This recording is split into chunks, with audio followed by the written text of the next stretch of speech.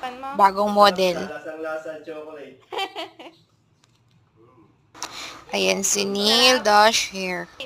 With his wife and daughter. Tiran mo mama mo. Si Rain.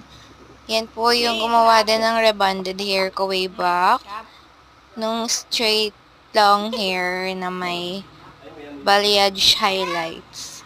Ngayon, repetitive kasi gusto ko lang ma-inspire ulit. Kasi nga, na-inspire nga ako kay Katrin nung nag-pictorial siya before. Ano pa? Kiss mo ako dali sa camera. Enjoy lang kami nito. Ano daw? It's my early treat to my teammate kasi nagbalik connections na kami at alam ko naman na sulit din magpa-rebond dito at magpagawa ng Brazilian treatment. Kaya puntahan nyo, hair mo sa Bataan.